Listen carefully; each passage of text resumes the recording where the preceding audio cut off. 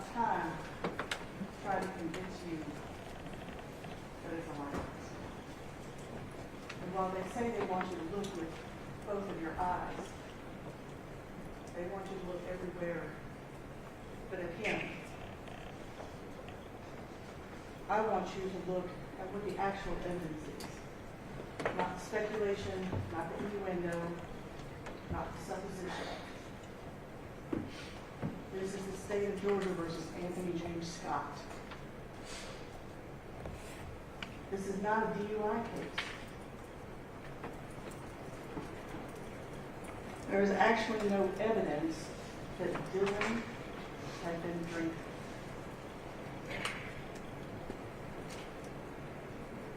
Sure, there's alcohol in the field. Should it be there? Of course not. They're underage. They shouldn't drink. We were all young ones. We know what teenagers do. But the defense says there's alcohol in TJ's house. Oh wait, there's alcohol that we bought at the Kangaroo.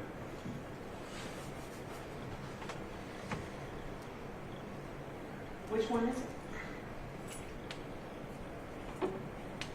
There's no evidence that Dylan Wall had been drinking. He threw up in the ambulance.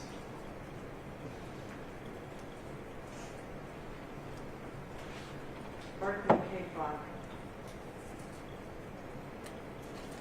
Honestly, I find it a little preposterous. Sounds like a party. And remember, he's the one who's driving the ambulance. His partner said, I'm in the back. I'm attending to Dylan. Before we get in the ambulance, I don't smell alcohol on him. He threw up. He threw up everywhere. There had been alcohol, I would have noted it. But she didn't.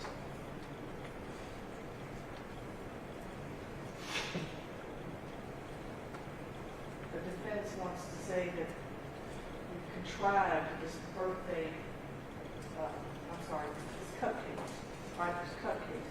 There's no reason to be cupcakes. Why is there cupcakes? Dylan said, I didn't actually eat any cupcakes. I didn't eat anything. I didn't drink anything. We actually weren't there very long. The defense says there's this big party going on. There's no evidence of any of that. These 5 kids go to TJ's house just to hang out. There's no evidence of some big throwdown. And if he had bought the beer at the Kangaroo, who's had time here?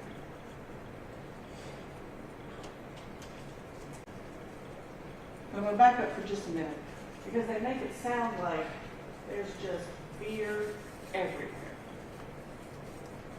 Look at those pictures. There's a broken neck in that car. The cap's still on.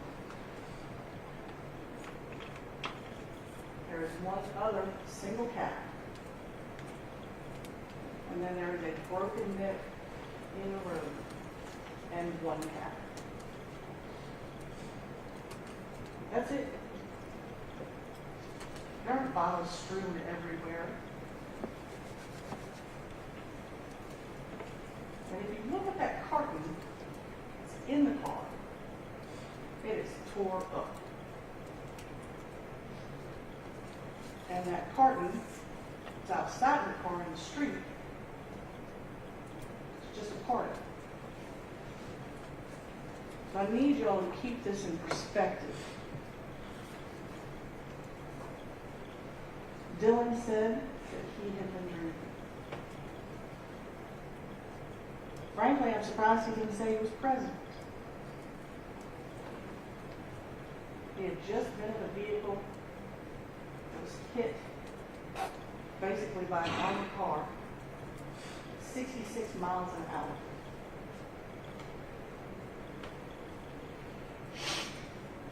It's hard to count that as reliable.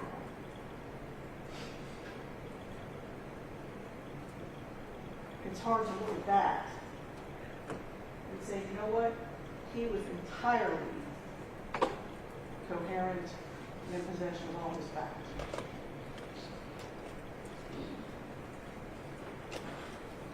This is not a DUI case. Now, there's been a lot of talk about we didn't send blood to the GBI. You want to know why? Because there's no probable cause. The officers never had a legal basis to take Dylan's blood. And did any of the state patrol folks say they asked? They didn't. But legally, they never had the right. Trust me, it's not because they didn't want to. If they could have shown he was DUI, I guarantee you they would have. But having alcohol in the car is just not enough.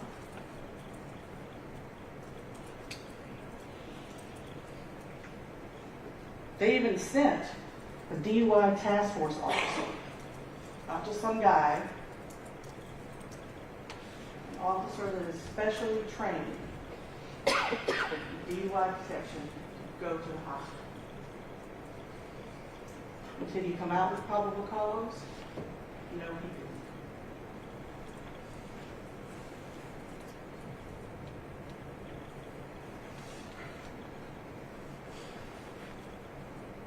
And despite Chad Barrow's apparent confusion of what probable cause is, all he ever had was a suspicion. Alcohol in the car, there's an accident involved. That's it. That's all there is. And that does not a DUI make.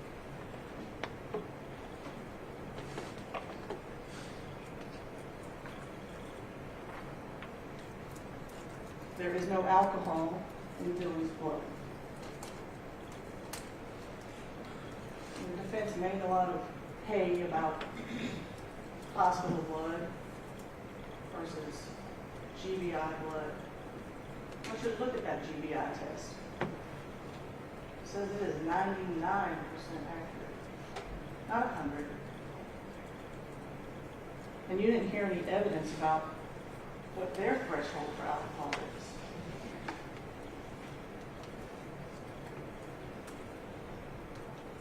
But I promise you, if the hospital is looking for alcohol, they're going to find it. They need to.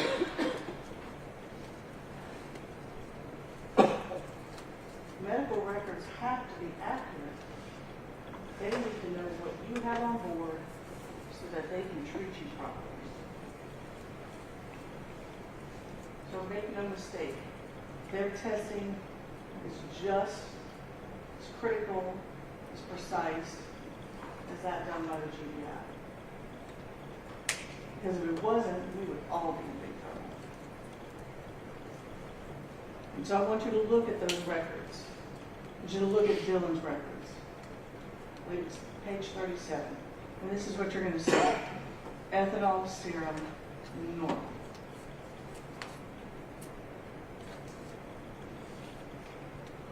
Value less than 10. In DUI terms, that is at most, less than 0.01. Or in fact, nothing. I took your blood right now and Grady tested, your results would look exactly like this.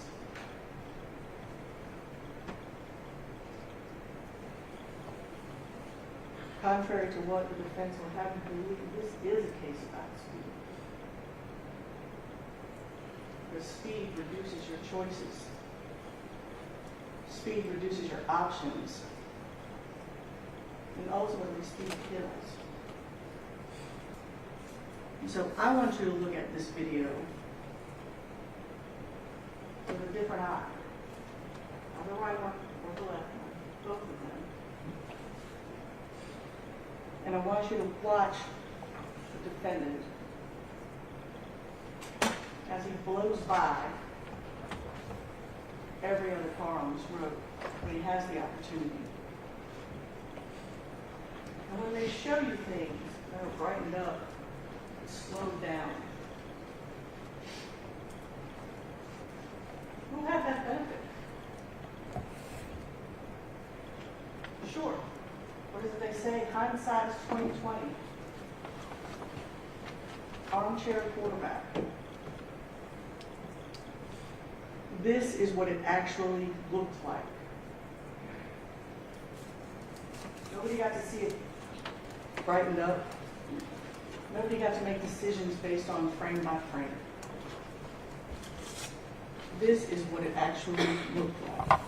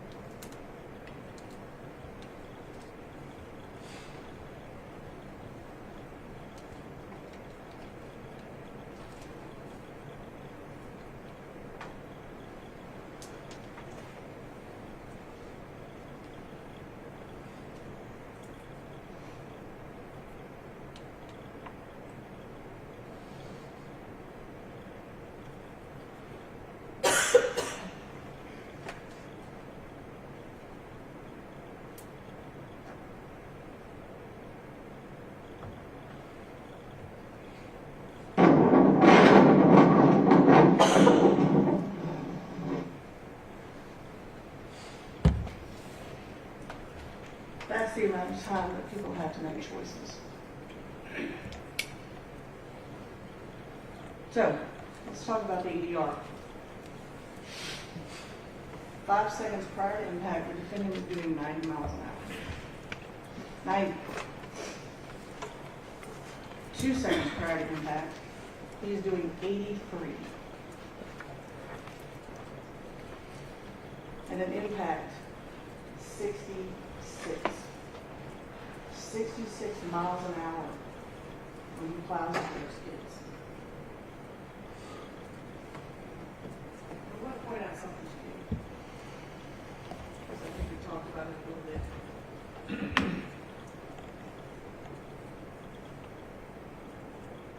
You'll notice the speed right here drops a little bit, right? It's coming down. It starts coming up the hill. And what does he do? He hits the gas, right? Accelerator pedal, 0, 0, 0. Just coasting along. But now it comes back hill. And 83 apparently isn't just fast enough. So we got to make sure to keep that up. We're going to put our foot on the gas.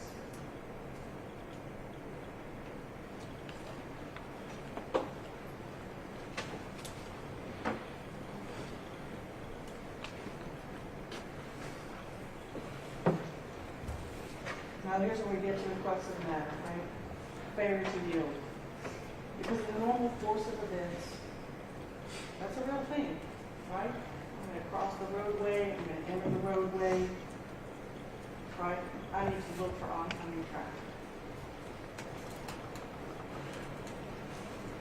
And I know we've gone over this, but it's important. Intending to turn left in an intersection shall yield the right of way to any vehicle coming from the opposite direction.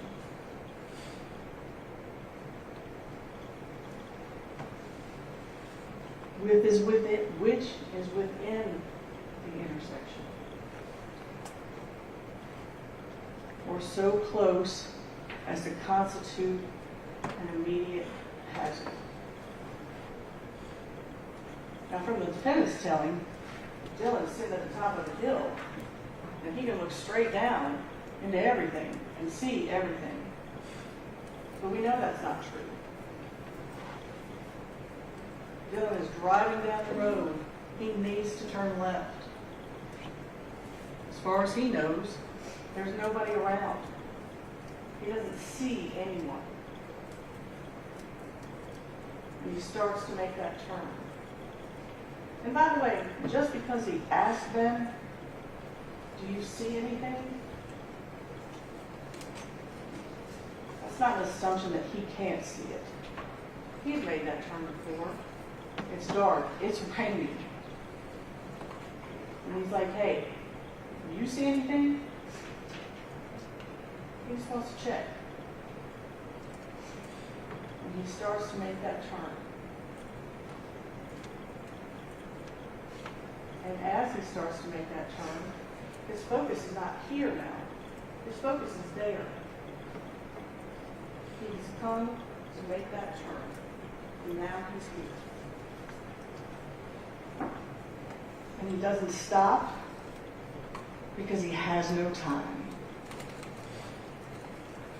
The faster the defendant goes, the less time everyone.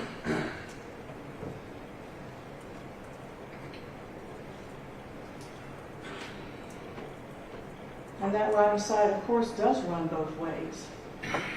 And from Dylan's perspective, it is, in fact, 269 yards in that direction. I'm sorry, feet. It is almost just 1 foot shy of 90 yards. If I'm standing on the 10-yard line of the football field, and I'm looking to the end zone, that is 90 yards. And I see a car in the end zone. Does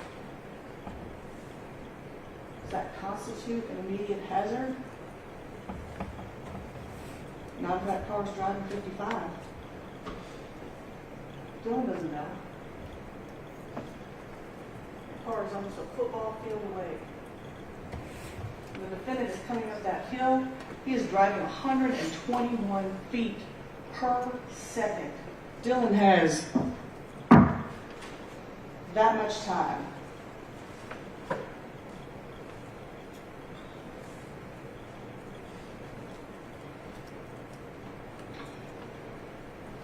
Now, I don't want to spend a lot of time on this because a lot of it, frankly, is preposterous.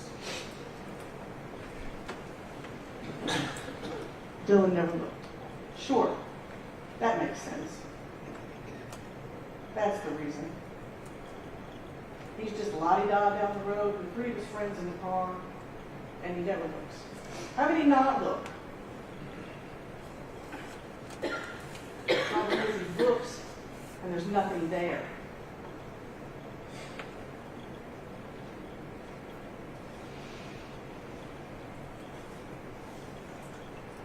The alleged airbag mark. And I want y'all to go back and I want you to look at it.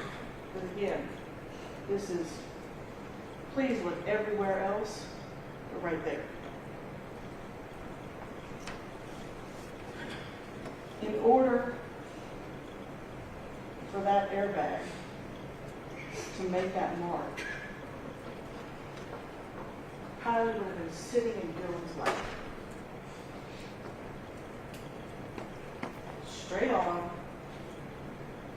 looking at the steering wheel. Who does that? How does she fit there? Why would anybody think that's a good idea?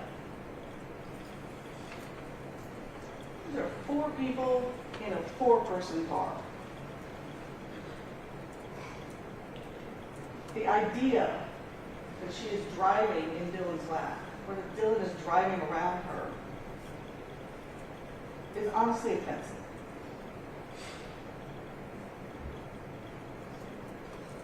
And if she's sitting there when that airbag goes off, how the hell does she get out the window?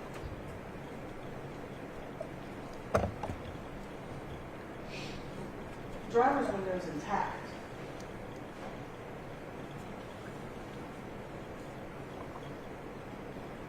But yet on the alternative, and I will also say, I want you to look at the picture. I want you to look at the picture of that mark right there. And I want you to see if you can see stitching. So I promise you can't. And that whole baseball analogy, everybody here's probably held a baseball at one time, you know? That stitching is thick. That stitching is heavy, right? It's got to keep the cover on that ball when somebody knocks it out of the park. Stitching on that airbag, it's like the stitching on my jacket. When he asked Dr. Darisol about it, she said, sure, I have seen airbags injure people before. I have marks and bruises. I have never seen anything like that before. Thousands of dollars.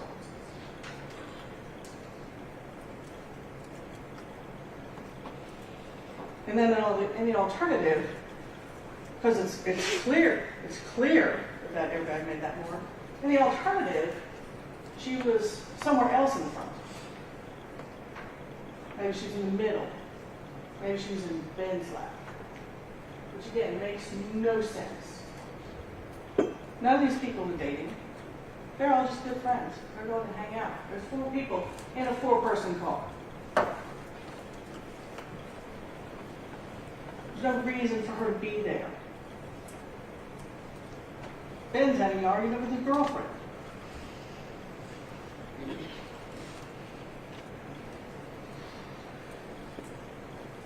They want you to believe it's a lighthouse.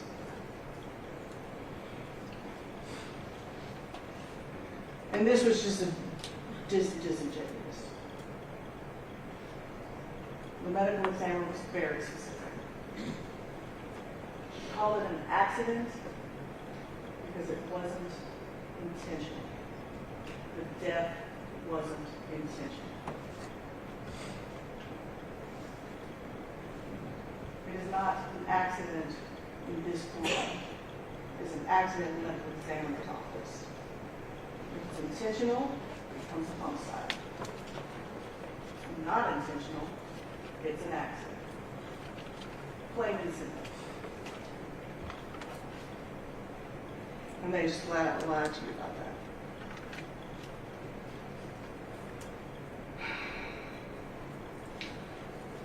that. So let's talk about the defendant. They discussed with you his background. And he's a good guy. He did, he got out. He got Dylan out of the car. So that tells you about his character. And I don't mean to offend, but honestly, that's what any human being should do. He doesn't get a pat on the back for that.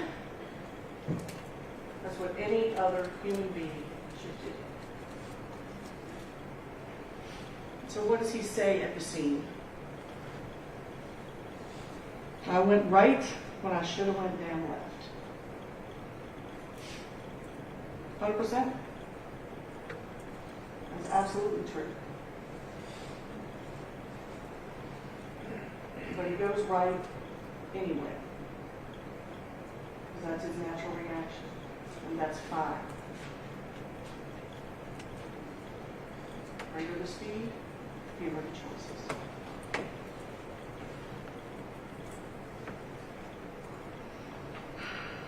Now let's talk about Mr. Stone for a minute. He said the defendant had stayed in his lane, this collision wouldn't have happened. Also true.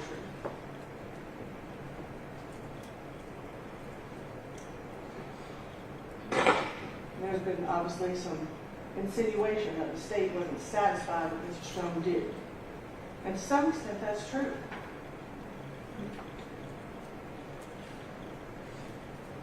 He went up to a certain point, and then he stopped. He went just so far as to say, you know, could have been this, could have been that. You know, that was the end of it.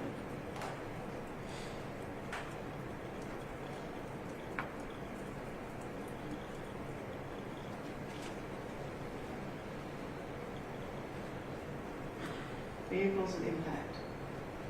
I went right, or I should have went down left.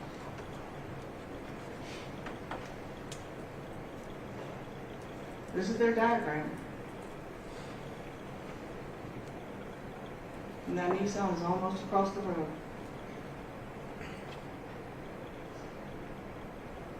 Greater the speed, fewer the choices. There's just no time.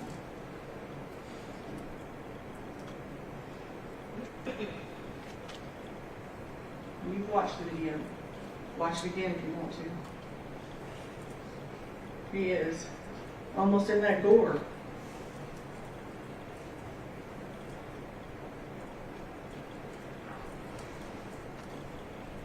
He's had more than 3 weeks of driving training. Not just regular driving training, too. Professional pretty much, right? Officers need to know how to drive their car. Trained in the operation of his emergency vehicle in emergency situations. Chases, all sorts of things. But he turns to the right.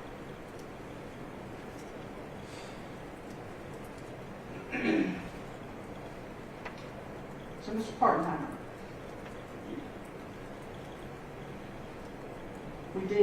we asked him as an outside observer, because honestly it always seems a little weird when agencies investigate their own. And I think if you remember back to some of the testimony, and a little bit of attitude, people that can't remember what probable cause means. People are reluctant to say that they wrote something on a police report that says there's no alcohol involved in this crash. So yes, we went to somebody who doesn't have a dog in this fight. And because Brandon Stone just didn't go that extra little bit. Because he showed you the map, and then Will said, you know, that's great, but that's speed to stop, not speed to collision. So that's why we asked Will to take a look at it. And yes, he used some of the same measurements that Brandon used. There were many things that he did that were entirely accurate. But he went that one step further.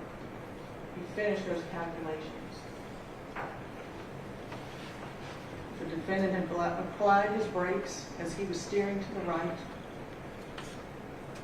He stops prior to impact and there is no crash.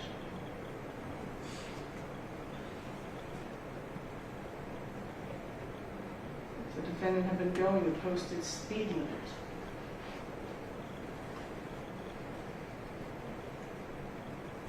The Nissan clears the intersection and there is no crash.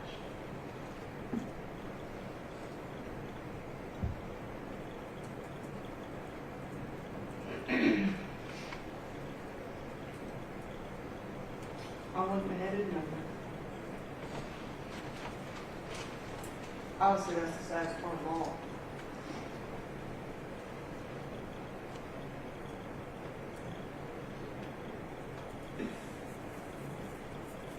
The defense says that A.J. Scott isn't above the law.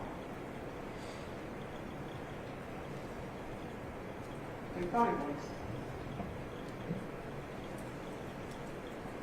He leaves him under that bridge, and he goes to maybe get into a chase that never really materializes. And then on his way back, what does he do? Stop somebody who's speeding. Just average Joe, like you would be. And then he heads on back to the bridge at 90 and 55. This is, in fact, about his choices. Dylan Wall didn't really do anything wrong. He looks, he doesn't see anything, he goes to turn. In the blink of an eye, it's over.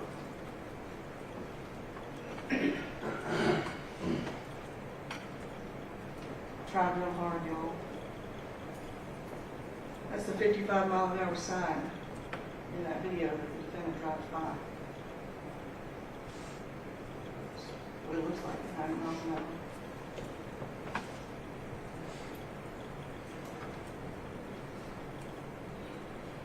Those are the two caution signs that he drove by. They said, hey, speed limit's 55. There's an intersection coming up. People have access to either side. Should slow it down. We talk about reckless disregard. This is what we're talking about. What did he say? I must have passed by them, but I didn't see them.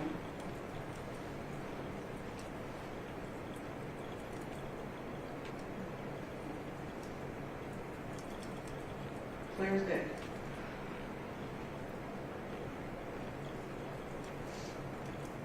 And so here we are.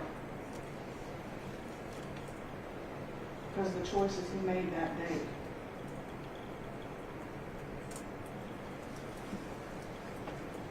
The choices that changed people's lives.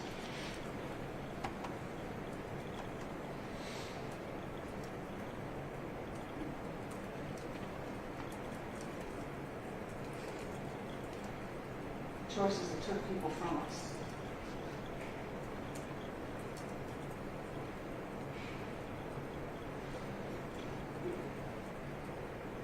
He was speeding. He was reckless. He was responsible.